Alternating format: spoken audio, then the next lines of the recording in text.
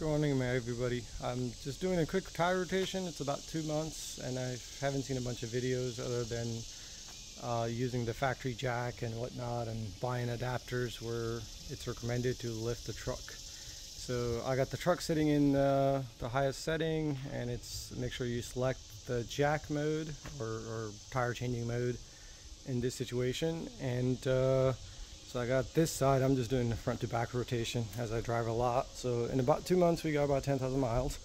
So tires are already off, and make sure you clean your brakes. I normally do some sort of ceramic spray on them after that, just to protect the paint, and it's easier to wash them down with just, you know, soapy water or whatever else choice of your cleaner is at that point. And it's a good time to inspect your brakes. So suspension's very impressive on this truck. It's pretty sweet. But mainly what I wanted to show, instead of using the factory points here, if you don't have the adapters, this only comes with one. I'm too lazy or haven't found the right one that I like, so haven't ordered those. So previously I owned a lot of cars that you couldn't jack up. I have a full lift, but it doesn't, you know, without those you can't really lift it up. So the solution I always found with, you know, Lamborghinis or anything else you ever tried to lift, even my Lotus Evora or NSX had issues finding a good point, is the control arms. So the lower control arm, I always put a piece of plywood on it, and you can use that as one point. And then on the back, same thing, right below the airbag, the rear control arm, you can lift that point up, and the truck won't adjust or anything as long as you set up the jack mode and you set up the make sure it's at the highest setting. And normally I try to do this quick in and out. Again, clean your brakes while you're at it, inspect them. If they need grease, grease them out. The reason I do every 10,000, I drive a lot, so 5 is kind of pushing it, and 75 is kind of uneven kind of number where it's just hard to keep them, you know.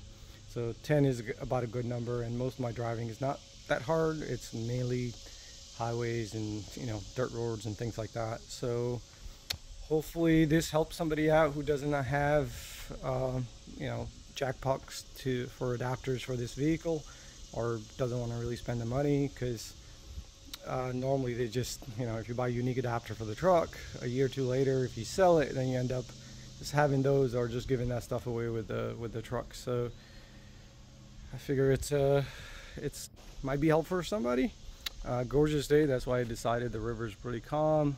We're right on Potomac River, and I'll probably go boating in a bit after getting this task done. But clean your brakes, make sure they're good, and you know, follow the procedure for the tire change. I think they're torqued to about 140 pounds.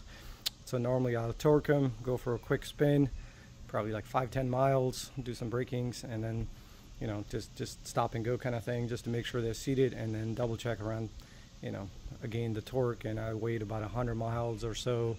So basically go to work and back the next day, and then I'll re-torque them at 140 pounds. I think that's what Rivian recommends, the torque rating on it. And I normally haven't written on this one, right at, instead of keep searching for it all the time, right where this tire sticker is, or the VIN number is, I normally put the torque rating right here, so that way I don't have to look it up every time I do it.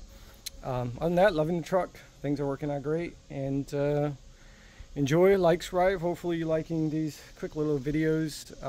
I'll be doing another one in the service shortly, hopefully.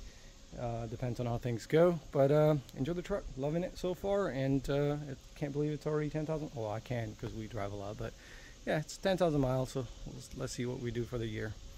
Take care. Goodbyes.